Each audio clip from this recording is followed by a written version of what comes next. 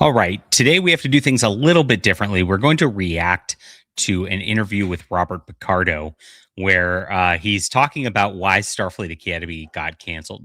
You can see how uncomfortable this is. It was on the podcast of Dominic Keating and then the guy who plays Trip called Decon Chamber.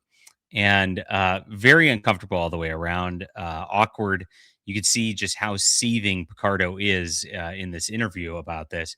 Also interesting, this interview gets a lot less views than my channel. And these are Star Trek actors. Very odd. So I expect this video will actually do better than theirs. But that's just a testament to what the fans are these days and what the fans actually want from science fiction fantasy. So my name's John Delarose. If you're new to the channel, I am a science fiction and fantasy writer, my friends, and I appreciate you being here. I have a newsletter in the description below, and you get 3 free books for signing up. And that's a sci-fi book, a fantasy book, and a full superhero graphic novel. It's the best deal in all of sci-fi. If you like Star Trek, if you like the classics, I really think you're going to love my work, and I hope you'll check it out, guys. We're doing things all independently and completely supported by readers like you, and that's what keeps this channel going and keeps it alive. I've got an Amazon link in the description below, too, if you want to check some things out. But the newsletter is most important because that way I can stay in touch with you if I never find you again. I appreciate you guys for being here. So let's look at what we have today regarding this wonderful interview, the Decon Chamber here. Now, I didn't even know this existed. Every celebrity seems to have a podcast these days. But there's the section where they talk about why Starfleet Academy was canceled, and it's quite the cope. So let's get into this and listen to them real quick as we check this out. We're so pleased to have you with us, Bob, and welcome to the show, pal. Thank you very much. It's a pleasure to talk to both you guys. You are terrific interviewers. That's I remember that from last time. And we are longtime friends, colleagues, and brothers in the Star Trek family. We sure are. So as a sort of addendum, and the news came out yesterday. Here we go, guys. Awkward to start. And this was the beginning of the video. So I've not watched the whole interview yet, just the first about 10 minutes, because this is what they wanted to talk about here. And then they kind of move on. But you could see just the body language already super uncomfortable. Picardo doesn't look happy. Keating's like not even sure he wants to talk about it. He looks really thin. I think he needs some protein shakes there. Although season 2, and we're looking forward to seeing that. Sadly, the snip came from the higher ups yesterday. Yes. So yeah, look at Picardo's face on this. He's doing the like, I'm smiling, I'm really happy already. You got the call on Sunday. Am I right in thinking? I would say the baby has been thrown out with the bathwater. The baby has been thrown out with the bathwater. What weird phrasing on this? Like, you have a show. It's good or bad. So what was the baby that should have been kept out of this, that the show should have been kept going along, but they should have adjusted. Now, the problem that they have immediately is there's 2 seasons of this, and the second season, which is yet to air and all that, is already recorded before the first season got off the air. And so you can't adjust. It's already done. And so they know exactly what's coming. They know it's going to be more of the same, and they know it's going to be a disaster. It's really weird how they're mentally processing, pretending like there's some great art here for this extremely sloppified show that really they skimped on the writing to every degree. Everybody left and right agrees on this, and they're still relentlessly promoting this at this point. Pretty wild. So let's take a look. Just found out yesterday. In other words, the day before we're recording this, we found out yesterday that the show will not be going forward, that season 2, which we have completed, will be our last season. When we chatted before we started recording this podcast, I said, let's deal with the 800-pound gorilla immediately.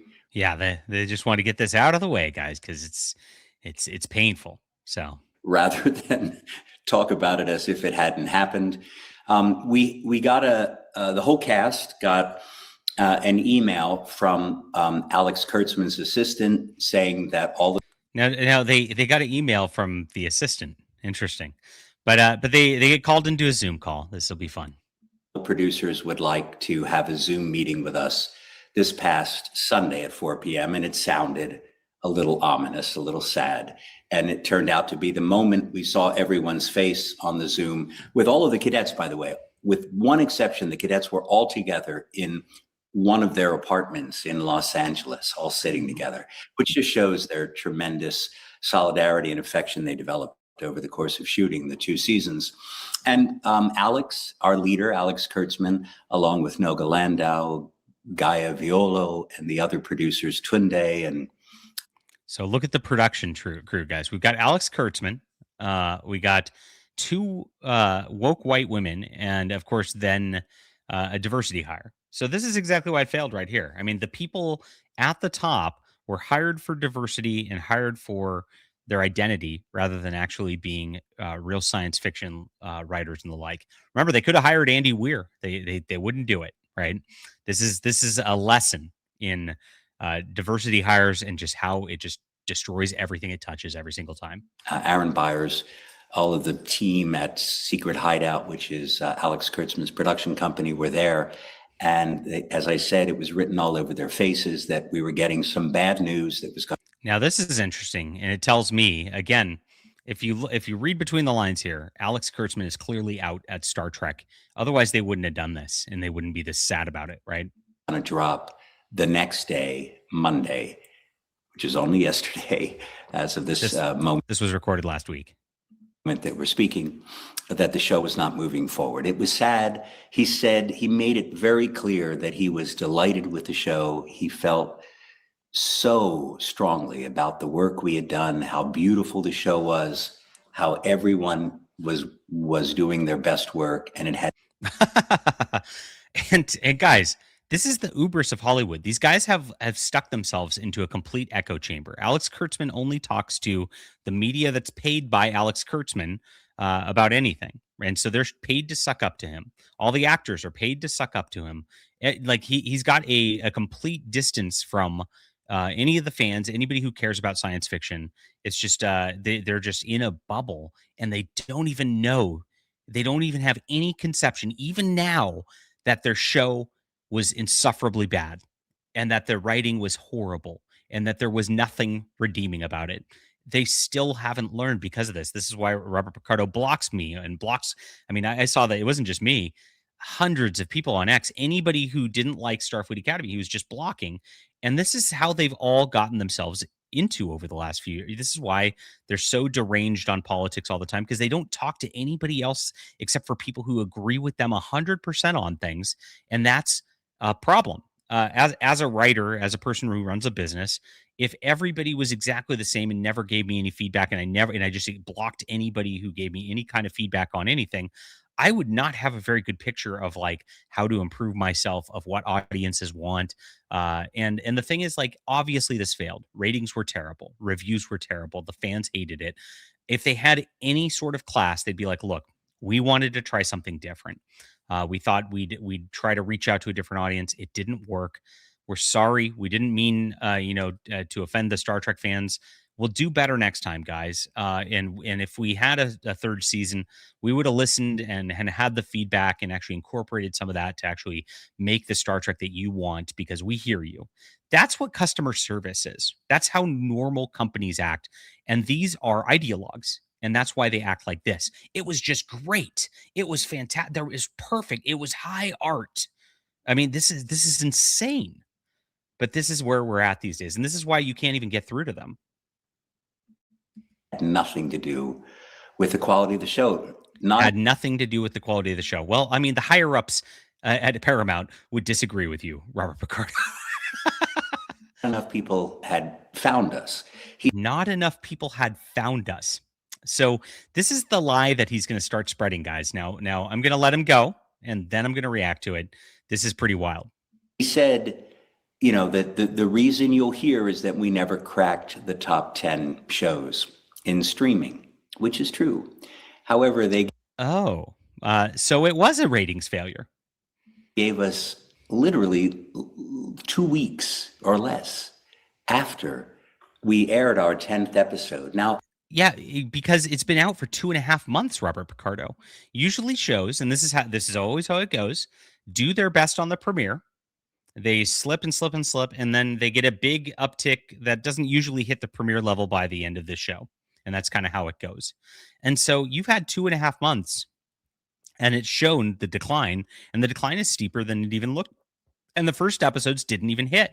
And so you've got a problem on your hands where, yes, people are not watching this. Correct. And they're not going to watch it. Often people have their own viewing habits and streaming. They sometimes wait so that they can binge watch the show. Maybe they wouldn't have heard about it because there was really no advertising push behind our show. There was Okay, this is record scratch stop right here, guys. There was no advertising push behind our show. Okay, this show has been talked about across the media so much. Everybody knows about it. Nerdrotic was getting a gorillion views of just putting Spock up, making fun of it on a live stream with nothing. You guys put it out on YouTube for free for people to watch. I mean, there was so much media done about this. It was crazy. Elon Musk was chiming in about it. The White House was chiming in about it. I'm sorry. It's not that you didn't have enough advertising. In fact, I go viral every single time I post about Starfleet Academy, even now when it's off the air, making fun of it.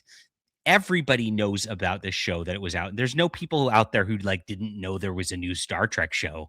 Oh, that's I mean, you guys, this is the ultimate cope I've ever heard, and it's a complete lie.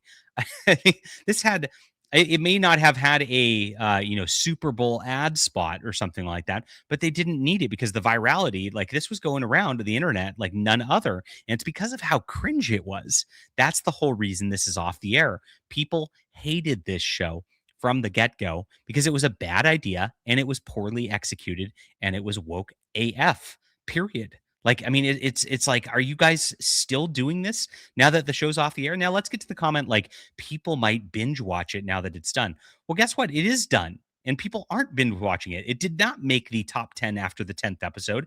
You didn't get a big ratings boost for the finale. And so that's why they canceled it. You dummy. It's not like they canceled it 8 episodes ago. You people, it's all lies. And maybe they've actually convinced themselves this. That's the scary part, that they're not even here enough in reality to actually even understand that what they're saying is a lie. It's so bizarre.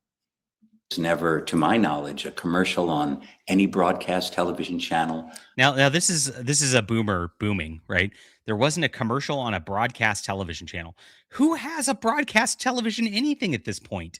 Like, again, the whole point of Starfleet Academy was a younger audience. There's not a younger audience watching CBS broadcast TV. So, of course, if that's what they're advertising to and trying to get to, it wouldn't be there. They did a bunch of stuff with TikTok influencers. They flew out these little like teenage girl influencers out to the set of Starfleet Academy, gave them gift bags. They were posting on Instagram about it.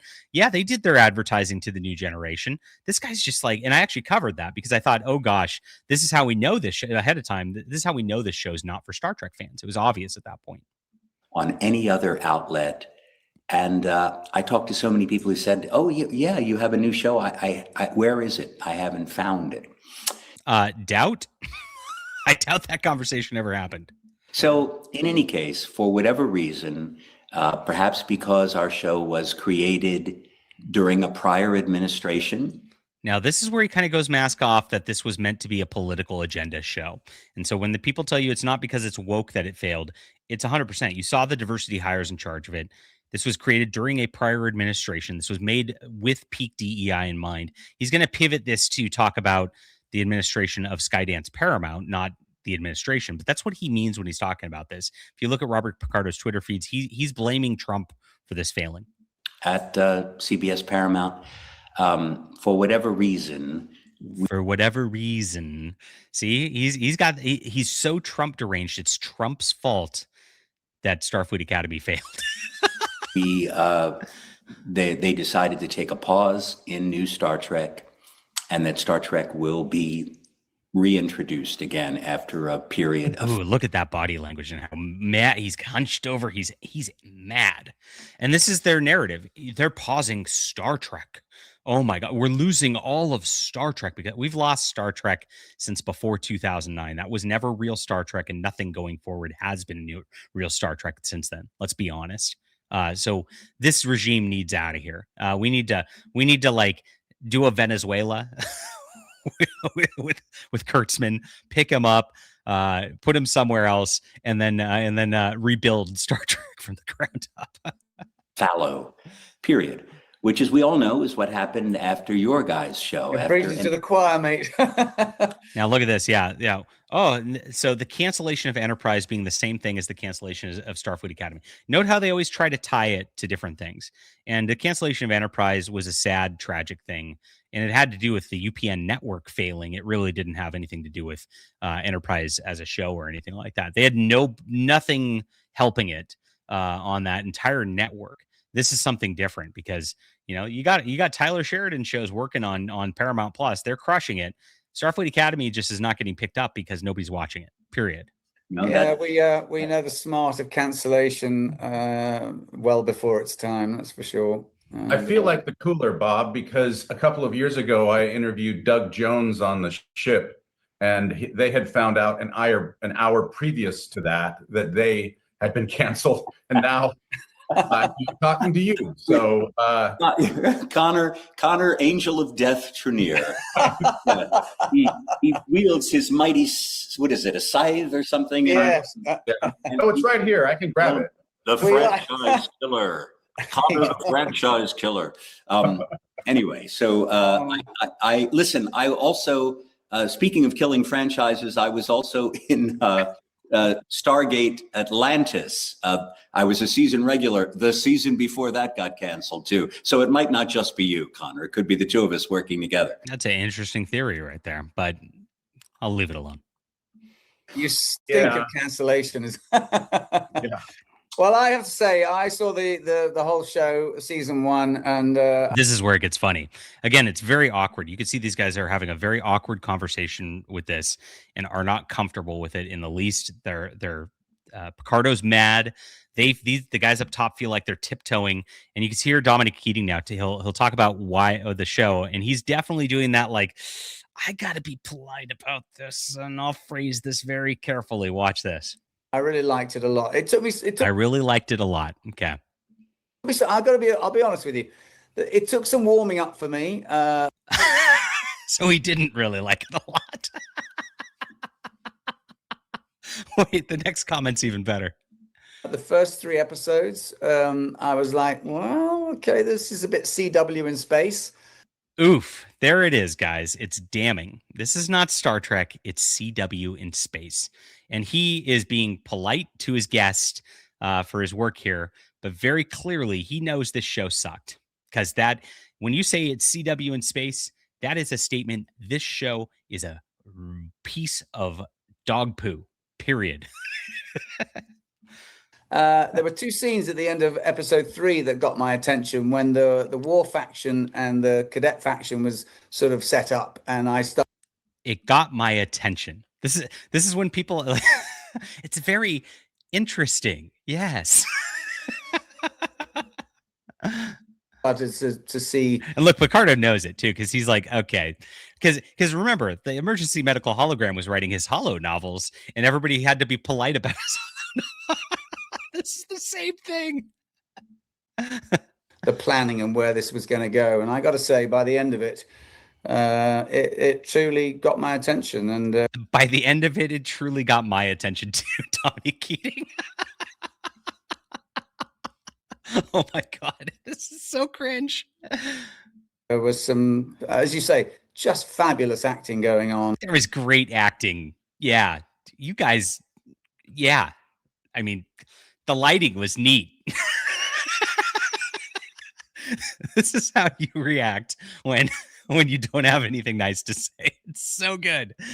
So there it is, guys. So this is the crux of it. They shift into another conversation here, but you can see Picardo has no even comprehension of reality as to why this was canceled, or he's just lying, right? Keating is just being polite to his guest. It's CW in space. This is why it failed. And so the people keep acting insufferable about it. You don't feel bad for them at this point. It's like they won't learn and they refuse to learn. And it's really just tragic what they did to Star Trek and tried to do to us as fans by calling us trolls, saying we're just rage baiting about things when they produced a horrible show. All right, leave a comment down below with what you think about this. Please hit the like and subscribe button, guys. Sign up for my newsletter in the description below. Super important. I'm a sci-fi writer. I know how to write real sci-fi, and that's why, of course, Kurtzman would never hire somebody like me. And I think you'll really enjoy it if you like the classic Star Trek stuff. So please stay in touch, guys. Read some books. It's good stuff, and we'll be back soon.